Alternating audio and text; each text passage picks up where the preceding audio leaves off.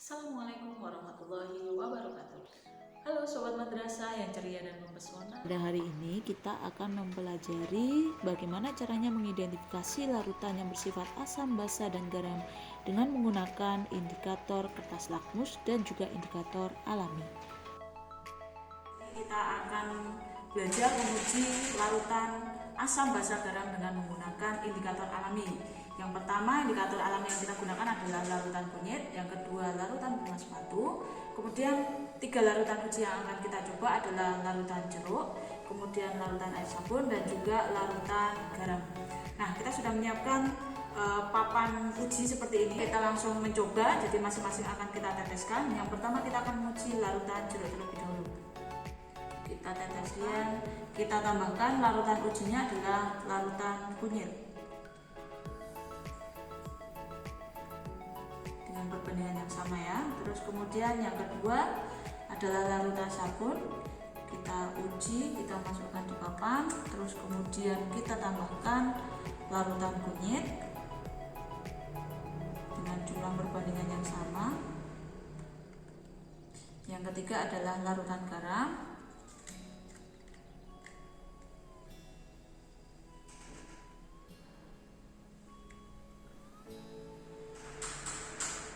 Kemudian kita tambahkan larutan kunyit.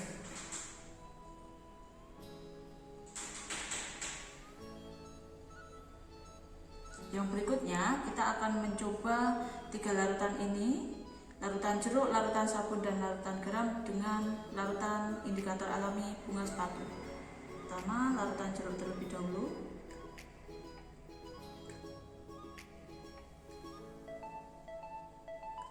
Kemudian kita tambahkan larutan bunga sepatu, sambil nanti juga diamati hasil reaksi dari kedua larutan ini bagaimana.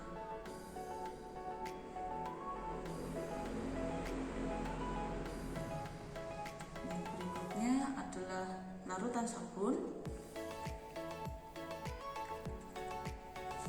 Kita uji dengan larutan bunga sepatu, indikator alami.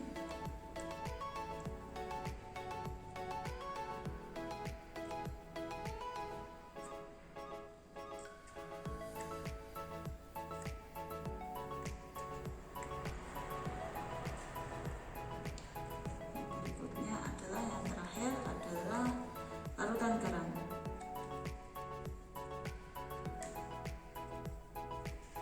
Tambahkan larutan garam.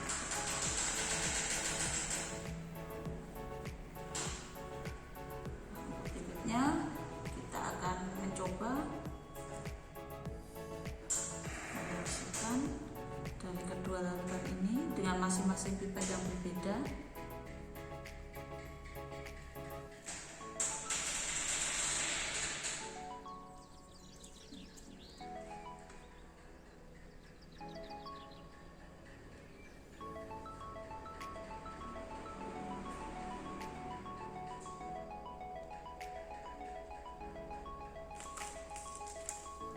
Oke, di sini kita amati secara perubahan warna dari larutan jeruk dengan larutan kunyit. Warnanya lebih cenderung gelap, warnanya lebih kecoklatan. Kemudian larutan kunyit dengan sabun warnanya lebih terang, ini warnanya berwarna kuning, kuning cerah.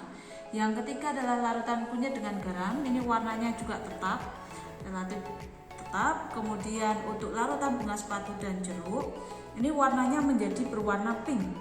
Ini warna pink, bagus sekali. Kemudian larutan bunga sepatu dengan larutan sabun ini berwarna ungu kehijauan. Jadi ada warna ungu, kehijauannya kemungkinan adalah warna sabun, tetapi ketika kita reaksikan ini berwarna ungu-ungu.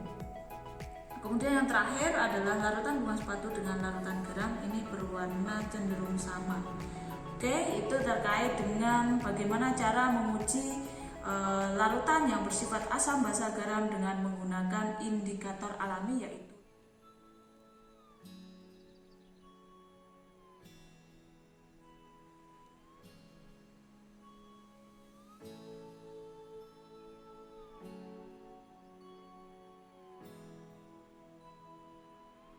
macam larutan indikator alami, baik itu nanti bisa pakai kulit manggis, kemudian larutan kunyit, kubis ungu. Kemudian nanti juga yang paling banyak sekarang adalah dengan menggunakan kulit buah naga.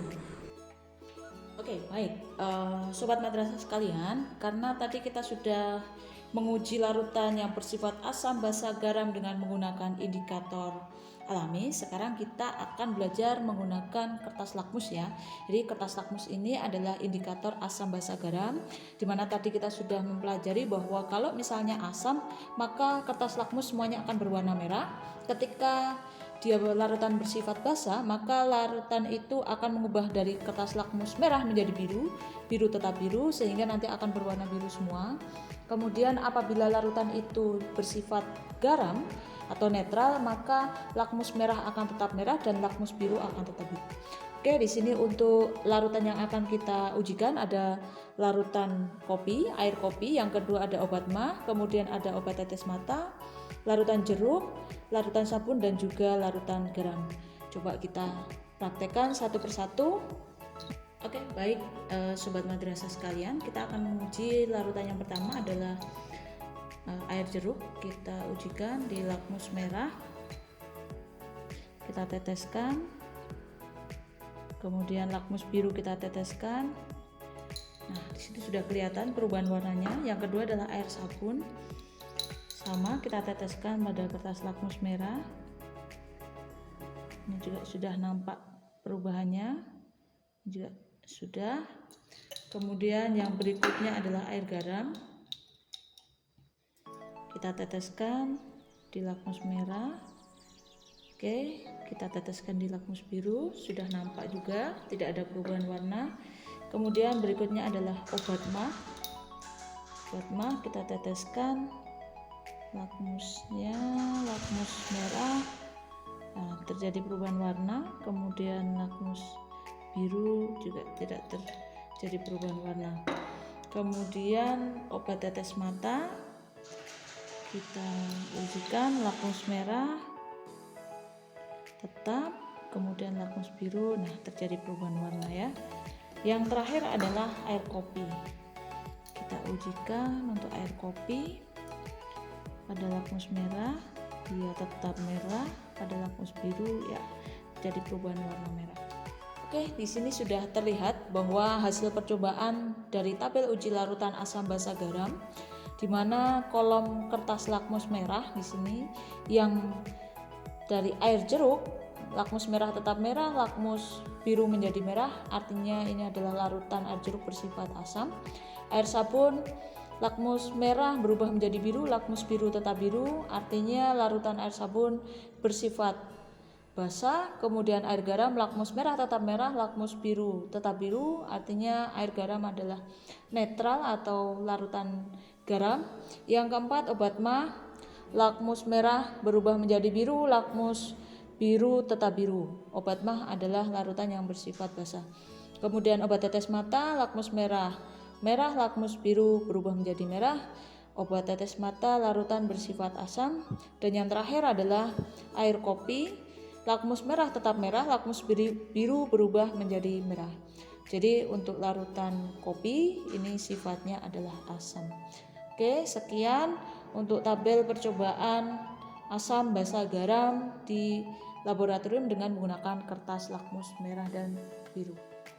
Halo sobat madrasah yang ceria dan mempesona, pada hari ini kita sudah banyak mempelajari tentang apa itu larutan asam, basa, dan garam, serta praktek yang kita lakukan baik itu di laboratorium maupun di rumah.